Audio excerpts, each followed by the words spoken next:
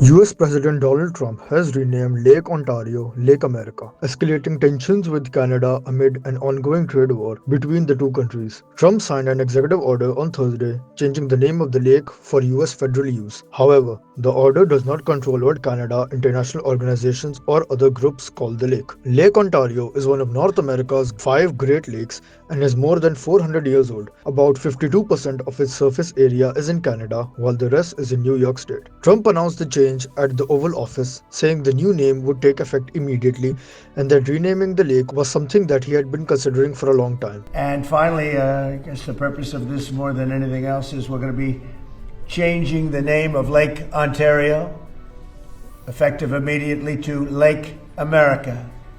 That's going to take place right now as I sign the order. Do you have anything to say about it, Ben?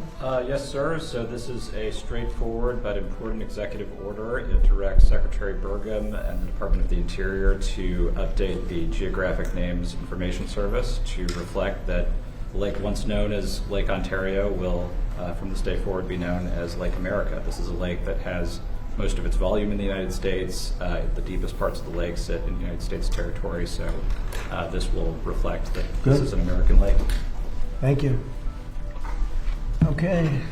Within hours, Canadian Prime Minister Mark Carney and New York Governor Kathy Hochul said they would continue to call it Lake Ontario. Carney said the lake's name predates both Canada and the United States as nations, while Hochul said New York would not use the name Lake America. Vermont Governor Phil Scott, a Republican, described Trump's decision as petty and disappointing. Grand Chief Pierre Picard of the Wendat Nation in Quebec also condemned the name change. He said the name Ontario originates from the Wendat language and means the lake is beautiful, great. Picard said Trump was trying to erase history. The move comes after US-Canada trade talks collapsed after the previous week, with both sides blaming each other for derailing 3 days of negotiations. The trade dispute has already resulted in tariffs affecting tens of billions of dollars in cross-border trade. Trump has also repeatedly suggested that Canada could become the 51st US state, an idea Canadian leaders have dismissed. Reuters reported that the renaming is unlikely to make future trade negotiations between the two countries easier, with most Canadians viewing the move as unnecessarily provocative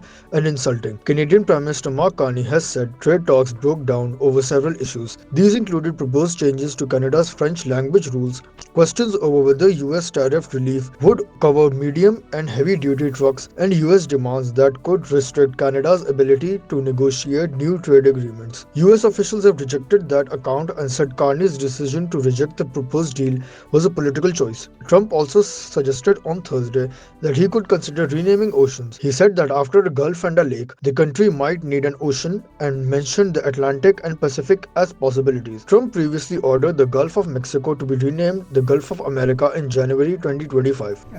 The lake change, Lake of America, was something I've been thinking about for a long time, actually. As you know, we took something called the Gulf of Mexico, we changed it, and now it's very routinely the Gulf of America.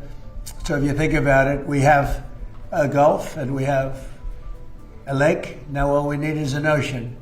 So maybe we'll have to change the name of the Atlantic and or the Pacific.